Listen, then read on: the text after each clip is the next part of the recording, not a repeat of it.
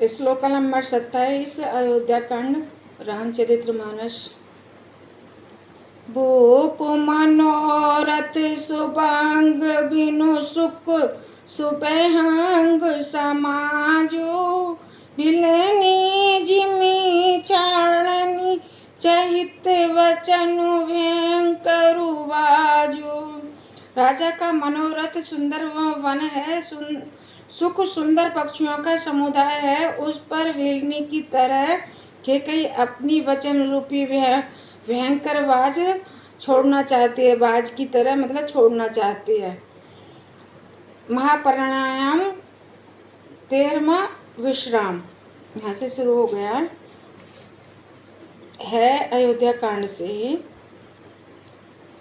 सुनहु प्राणी प्रिय भावती जी का तेहु एक बार भरत ही टीका। मांगहु दूर बर कर जोरी पुरवहु नाथ मनोरथ मोरी। अब कैकेयी माता का हृदय का जो दर्द था वो बाहर आ गया। अब देखते हैं कैकेयी माता क्या बोल रही हैं। वह बोली, हे प्राण प्रिय सुनिए, मेरे मन को भाने वाला एक वर तो दीजिए। भरत को राजतिलक और हे नाथ दूसरा वर भी मैं हाथ जोड़कर मांगती हूँ, मेरा मनोरथ पूरा कीजिए। अब एक वर तो रानी कैकेयी ने मांग लिया, दूसरा बार भी मांगने को तैयार है। तापस भेष विशेषी उदासी 14 बरस राम वनवासी। सुने मृदु बचन भूप ही शोकु शशि करई चुअत विकर्त जिमी कोकु। अब यहाँ पे दूसरा वर भी कैकेयी माता ने मांग लिया। कैकेयी माता को नागनी ऐसे ही नहीं बोला गया है। राजा दशरथ ने जो नाम रखे हैं कैकेयी माता के ऐसे ही नहीं रखे हैं।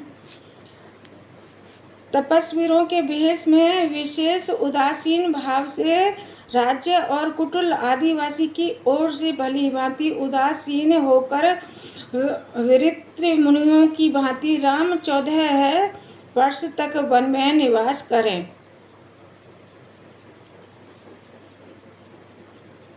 तो कैकेयी माता ने प्रभु रामचंद्र जी को वनवास तो मांगा है, लेकिन साथ साथ में कहा है कि ऋषि मुनियों के भेष में, तपस्वियों के भेष में वो 14 वर्ष तक वनवास में जाएं, ना कि राजकुमारों के वस्त्र में या उनके भेष में जाएं।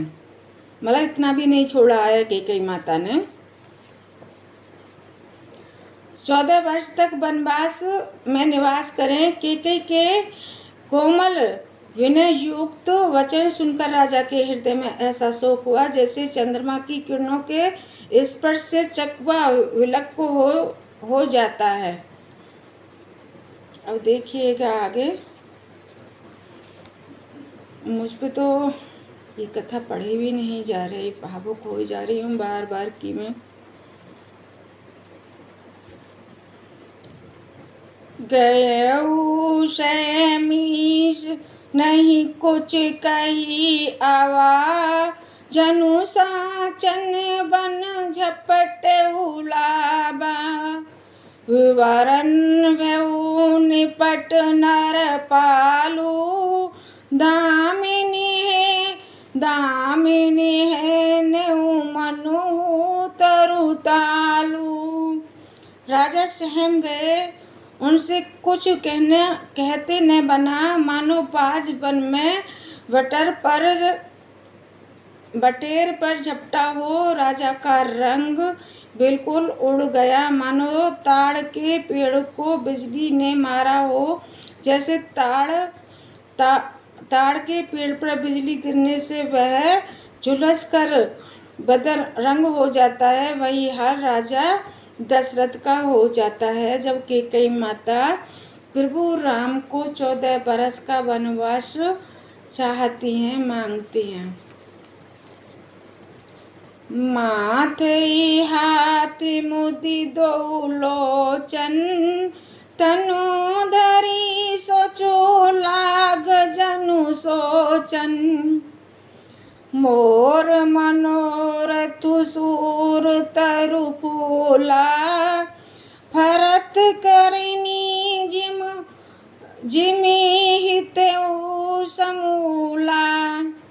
माथे पर हाथ रखकर दोनों नेत्र बंद करके राजा दशरथ ऐसे सोचने लगे मानो साक्षात सोच ही शरीर धारण करके सोच कर रहा हो। वे सोचते हैं, हाय मेरा मनोरथ रूपी कल वृक्ष फूल चुका है, परंतु फलते समय कैकेयी ने हथनी की तरह उसे उजाड़ दिया, उखाड़ कर नष्ट कर दिया है। कल्प वृक्ष यहाँ पे प्रभु राम को कहा गया है कि क्योंकि कल्प वृक्ष युवा हो चुके हैं प्रभु राम, तो राजा दशरथ कह रहे हैं कि एक हथनी ने उखाड़ कर मानो फेंक दिया हो। अबध उजारी किनी के कई दिनई सी अचल विपत्ति के नहीं। कैकेयी ने अयोध्या को उजाड़ दिया और विपत्ति की अंचल सुदृढ़ नींव डाल दी। कैकेयी माता ने अयोध्यापुरी को उजाड़ कर रख दिया और उखाड़ कर रख दिया। उसकी जो नींव थी वो उखाड़ कर कैकेयी माता ने फेंक दी। ये राजा दशरथ इतने वियोग में हैं, वो सोच रहे हैं कि जो मेरी नींव थी वो ही कैकेयी ने उखाड़ कर फेंक दी। मंगल भवन अमंगल हारी, देवहु सुदशरथ अजर बिहारी। राम सिया राम राम जय जय राम, राम सिया राम राम जय जय राम। केवन श्लोक का नंबर 29, श्लोक का नंबर 29 अयोध्या कांड से रामचरितमानस। कबो ने अवसर का भऊ गाऊ, नारी विश्वास जोग सिद्धू फल समय जिमि जतेई अवैद्यानाश। किस अवसर पर क्या हो गया? स्त्री का विश्वास करके मैं वैसे ही मारा गया जैसे योग की सिद्धि रूपी फल मिलने के समय योग को अविनिष्ट नष्ट कर देती है, अविद्या नष्ट कर देती है। जिसको विद्या का ज्ञान नहीं होता उस योगी को नष्ट कर देती है। यहाँ पे ये दर्शाया गया है, तो वो योगी नहीं माना जाता जिसको विद्या का ज्ञान नहीं होता।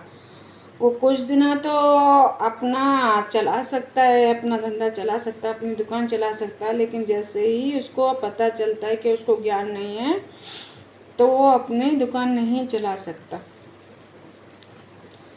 एही विधि रहु मन ही मन साखा, देखी कुभांति कुमिति मन माखा। परुत की रऊर पुतिन ने होई, आनहु मोल विसाई की मोई। इस प्रकार राजा मन ही मन झीक रहे हैं। राजा का ऐसा बुरा हाल देखकर दुर्बुद्धि के कई मन में बुरी तरह से क्रोधित हुई और बोली, क्या भरत आपकी पुत्र नहीं है? क्या मुझे आप दाम देकर खरीद लाए हैं? क्या मैं आपकी विवाहित पत्नी नहीं हूँ? राजा दशरथ को जली खोटी सुना रही है रानी कैकेयी। जो सुनी सरू अस लाग तुम आए, जो सुनी सरू अस लाग तुम्हारे, काहे ने बोलूं बचन सवारे।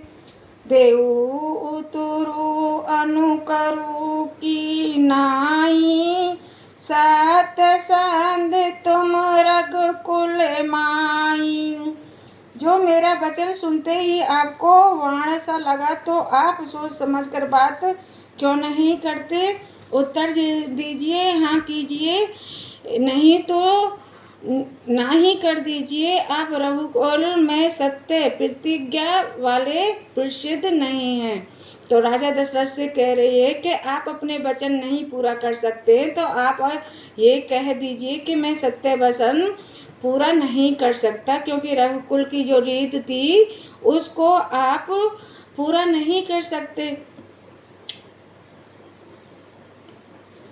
दैन कहू अब जनि बरु देहु, तजेऊ सत्य जग अपज अपसूलेऊ। सत सराही कहू बरु देना, जान उलही मांगी चवेना।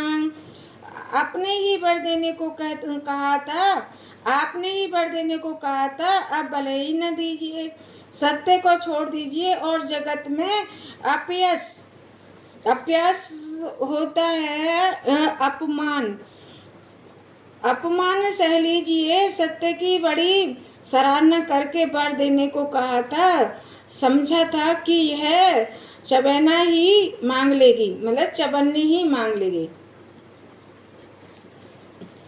लेकिन कैकेयी माता है, वो चवन्नी से कहाँ मांगने वाली हैं? उन्होंने तो सभी कुछ मांग लिया, जड़ से उखाड़ कर फेंक दिया सारा कुछ। सीवी देची बलि जो कुछ भाषा, तनु धनु तजेऊ बचन पनु राखा।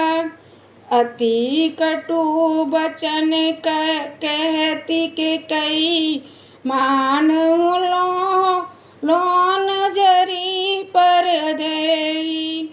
राजा शिबरी दीघची और बलि ने जो कुछ कहा, शरीर और धन त्याग कर भी उन्होंने अपने वचन की प्रतिज्ञा को निभाया। कैकेयी बहुत ही कड़वे वचन कह रही हो, मानो जल पर नमक छिड़क रही हो, जो जले हुए पर नमक छिड़क रही हो। तो दधीची, शिवी, बलि, इन तीनों ने राजा दशरथ की इस विषय में तारीफ करी थी कि जो प्राण जाए पर वचन न जाए, सत्यवादी हैं राजा दशरथ। तो ये यहाँ पे उनका उल्लेख आया है। मंगल भवन अमंगल हारी, दीर्घऊ सुदशरथ अजर विहारी। राम सिया राम, राम जय जय राम, राम सिया राम, राम जय जय राम। अयोध्या कांड से श्लोका नंबर 30। धरम धुरधर धीर धरि नैन उघारे, राय सिरो धुनि लीन हुई उसास असी मरे सिमोई कुठाए। धर्म की धुरी को धारण करने वाले राजा दशरथ ने धीरज धरकर नेत्र खोले और सिर धुनकर तथा लंबी सांस लेकर इस प्रकार कहा कि इसने मुझे बड़े कठोर मारा, ऐसी कठिन परिस्थिति उत्पन्न कर दी जिससे बच निकलना कठिन हो गया, क्योंकि ऐसे कठोर वचन राजा रानी कैकेयी ने मारे राजा दशरथ को कि राजा दशरथ उनको सुन के जो उनके दिल में एक दर्द हुआ वो राजा दशरथ व्यक्त नहीं कर पा रहे हैं कि उनके दिल में कितना एक दर्द का सैलाब आया था।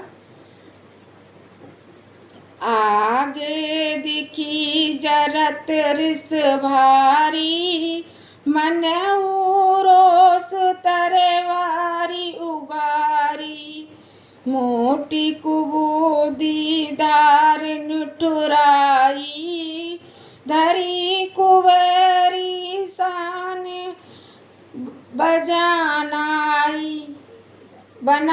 शान बनाई।